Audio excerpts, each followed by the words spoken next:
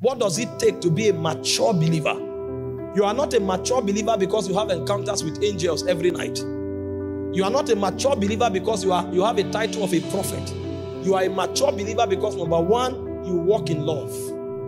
Love is the verdict of maturity in the spirit. When a man has not grown into the realm of love, he's not a mature believer. He may be a babe with a large congregation and a big title. And so you find bitterness, you find gossip, you find backbiting, you find manipulation, you find witchcraft. All of those things are signs of the flesh. But a man who has attained love, forgiveness becomes the signature of his life, and brokenness becomes the expression of his essence. And so no matter what happens, you don't need to apologize before he forgives you. And you can never get him to a point where he's fighting with you. You can never get him to a point where he speaks evil about you. You can never get him to a point where he's bitter towards you. You can never get him to a point where he tries to pull you down. It is not, you know, our world today is so bastardized. Manipulation all over the place because we are pursuing things, not God.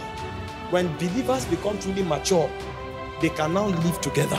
Today it's difficult to find believers coexisting together because flesh will not let it happen. Flesh can never let it happen. But when you see the early church, they were together, then they grew to one accord, then they grew to singleness of heart. That is maturity at work. They live by the verdicts of love. When a man becomes mature, the second sign is that he has control over his tongue. James says, see that man that is perfect, he has rule over his tongue. That's why the Bible said you can take over a city. He said, but you have no power over your tongue or yourself.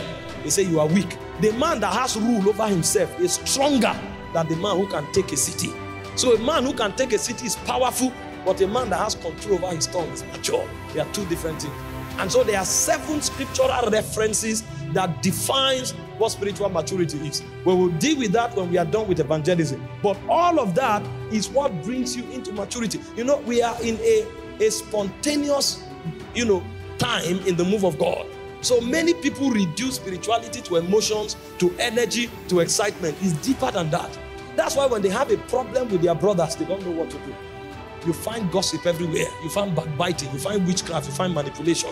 That's why when they are under pressure, when it has to do with finance, they don't know what to do. Anything that attacks their lives, they become helpless because they are not mature. Even though they are excited about the things of God, they are highly immature about the things of the Spirit. Paul said something in 1 Corinthians 3 verse 1. He said, if there is malice, if there is backbiting amongst you, he said, are ye not carnal? Are ye not babe?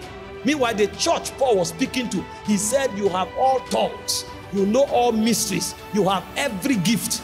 Yet, he says this church is a babe and is immature. Why? Because the elements of the flesh predominate their relationships with one another.